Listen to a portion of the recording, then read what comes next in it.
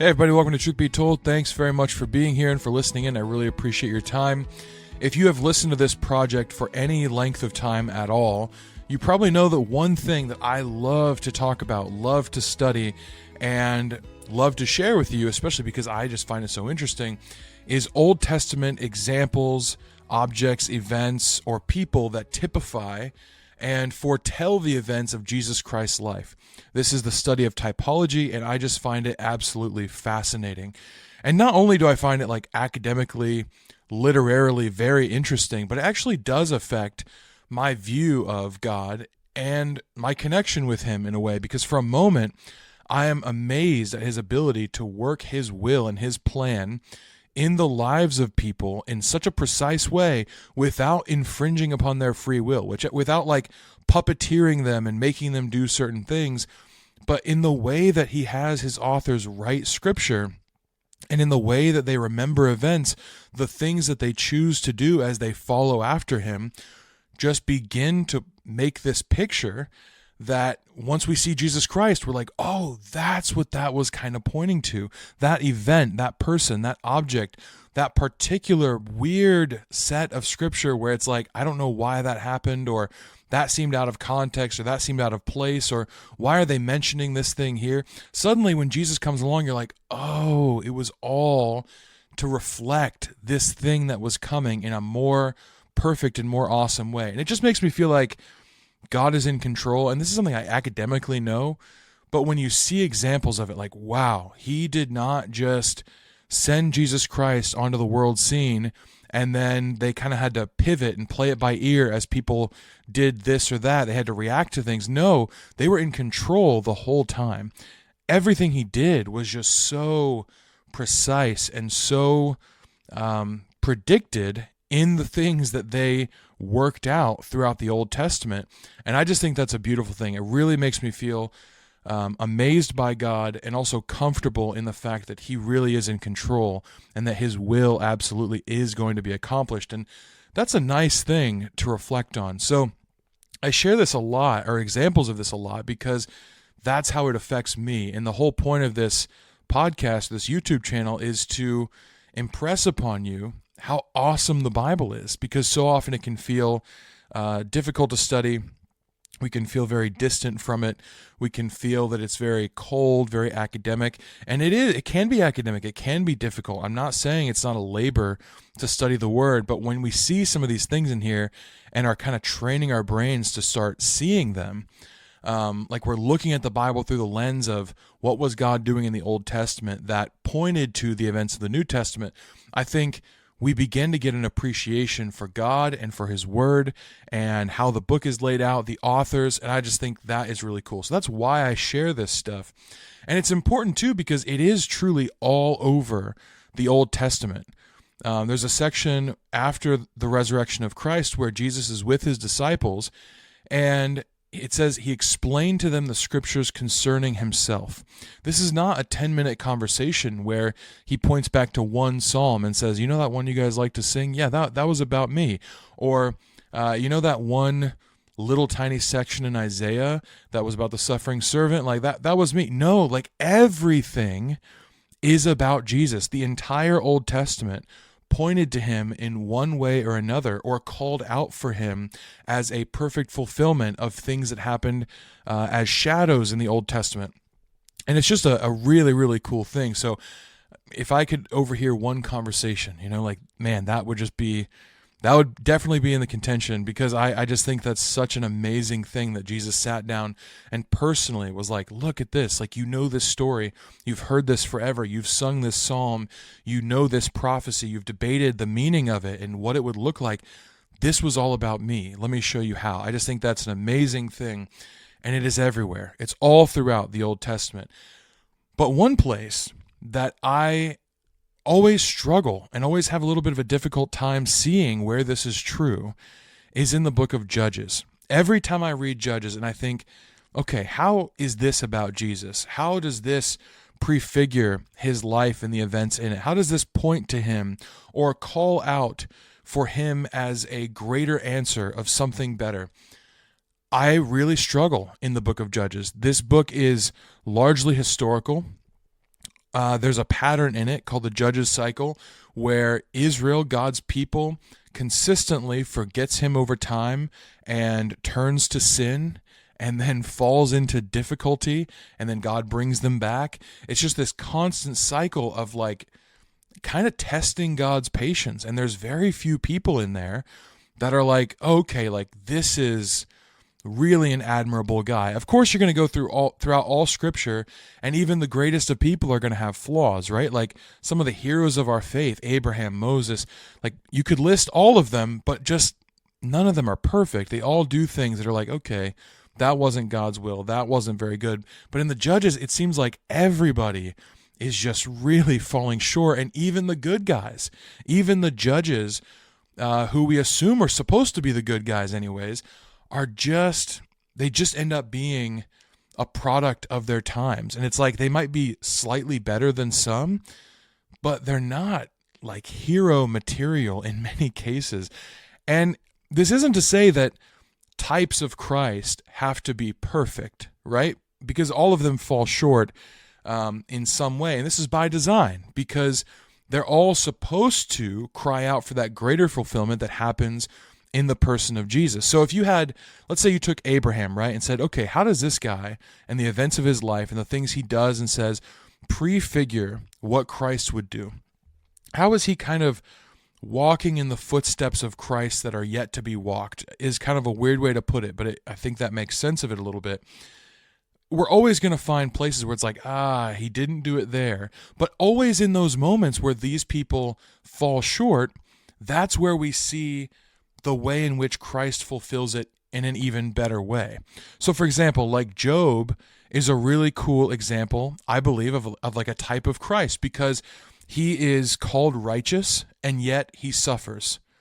This sounds like Jesus, right? He is righteous and yet he suffers.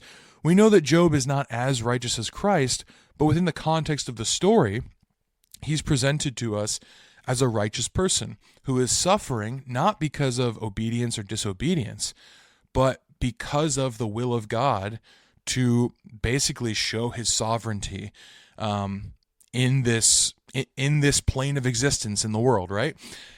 But we see Job also fall short in the story because he laments this perceived unfairness and he cries out for a mediator. But in this, we can see the more perfect fulfillment in Jesus, because Jesus goes like a lamb silent before its shearers and is killed without complaint, without lamenting the fact. He's just resolute in his purpose in this.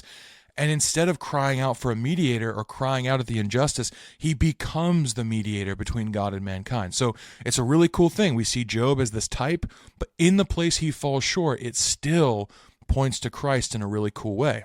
We also have the story of Adam and Eve, where Adam's bride disobeys and sins, but instead of taking her punishment on himself, as Jesus Christ does for his bride, the church, Adam follows his bride into sin. So we see this need for a greater husband than Adam. We see this need for a second Adam in Adam's shortcoming. So yes, we can say that Adam and Christ are type and archetype of one another, but in the places that Adam falls short, we still see how that points to Christ.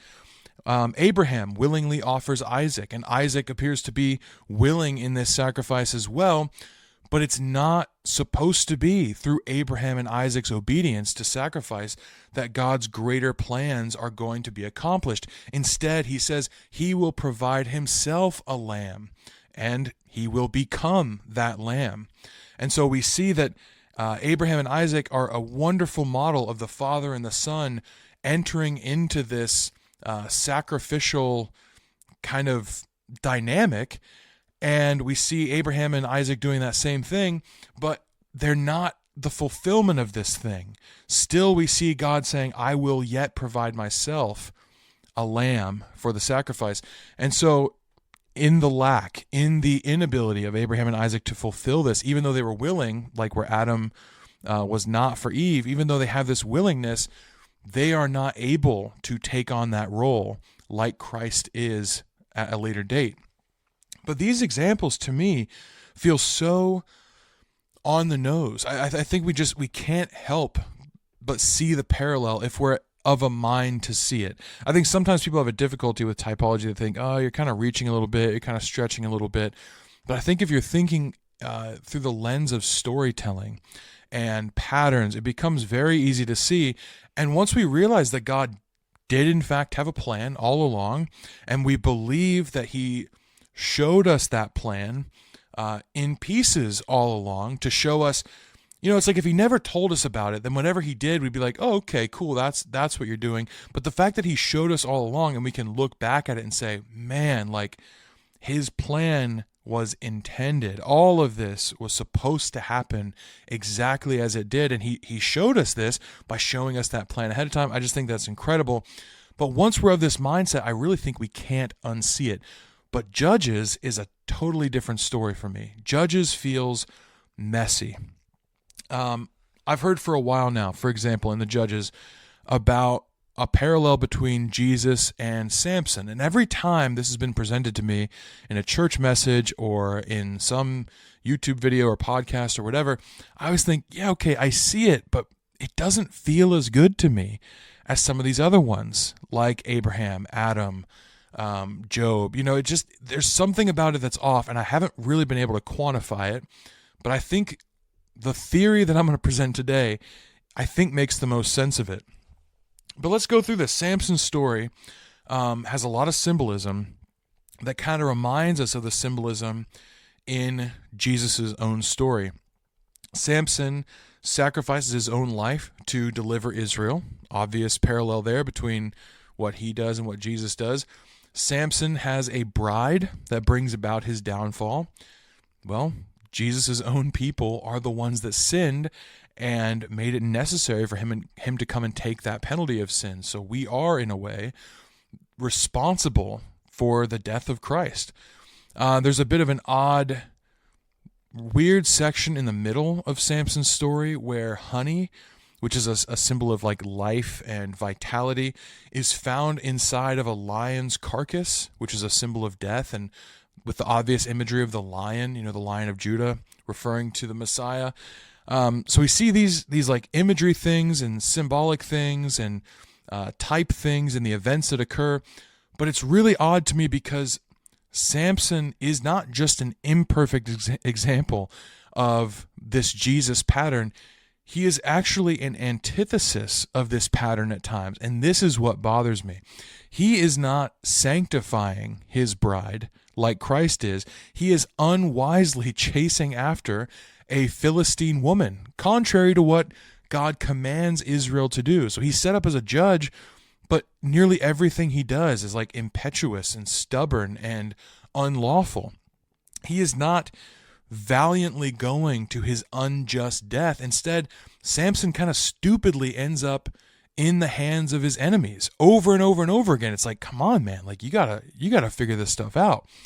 And then even in the example with a lion and the honey, even though we could see this as a very clear symbol of the death and resurrection of Jesus, it's an active breaking of his vow that was commanded by God at his birth that he would not touch a carcass of any dead thing, but he does it in order to eat this honey.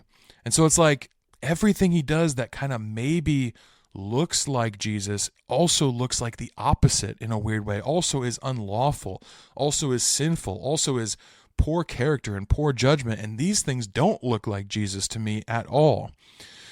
So sometimes the moments where he is supposed to look most like Jesus, he looks the least like him, and that bothers me. But this pattern continues all throughout the Judges. Samson's actually not where I began to kind of study into this a little bit deeper. I was studying the story of Abimelech, who is the son of Gideon. And there, again, are some obvious things that look like Christ, but some obvious things that look like the exact opposite.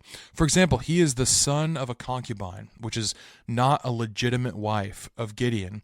And so his birth origins are kind of fraught with maybe some kind of impurity, right? This was what Jesus was kind of accused of. His mother is a virgin, But then the common conception in the culture at the time was, well, maybe they were promiscuous, or maybe she slept with somebody else, or whatever. It's like Jesus' birth is like a little bit illegitimate in the eyes of his countrymen. But then going back into his lineage, he's got prostitutes and incestuous relationships and Gentiles coming into his birth line that are just like not clean, you know? And so we do see that, like that pattern between Abimelech and Jesus. Abimelech is also put off or rejected by his brothers, which we see happens to Jesus by his own countrymen. Abimelech makes himself the leader. Eventually there's this coup against him where the people rise up and kind of seek to overthrow him a little bit. But in order to put down that rebellion, he does this really interesting thing where he marches against this city. The townspeople are hiding in a tower, and it says he cut down wood and laid it across his shoulder. And then he tells his followers to go and do the same thing. It says they must also do as he has done. And I'm just like, man, that is very interesting. That sounds an awful lot like the cross, where we are supposed to take up our cross daily and follow after him. We kind of see this pattern in Abimelech's story. But then weirdly, he uses that wood to light a fire under the tower where all the townspeople are hiding. And then the people from above start throwing stuff down at Abimelech and his followers. And eventually he dies. It says because a certain woman throws a millstone down from the tower and it crushes his head. Now, again, some parts of this story seem very much patterned after Jesus' own story, but so many things feel the exact opposite way. Abimelech kills his brothers. He doesn't save them. The wood that Abimelech lays across his shoulders and asks his followers to lay across their own shoulders is used to kill the people that he should be protecting.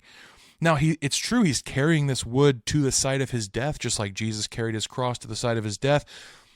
But the purpose of the wood that Abimelech is using it for is absolutely not what Jesus was carrying his own cross for.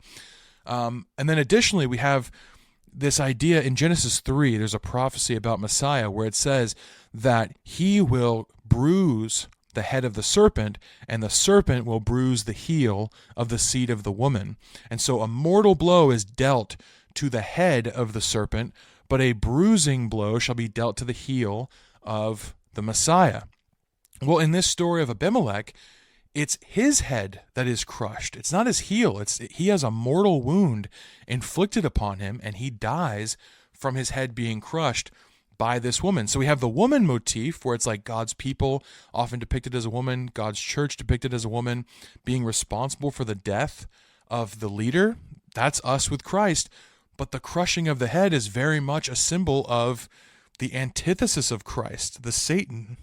And this head crushing component actually reminded me of another story as I was studying the Judges, and that is the story of Sisera. This one's really interesting because Sisera is not even a judge of Israel. He is actively an enemy of God's people, and yet I see some parallels to Jesus' story that seem kind of obvious to me.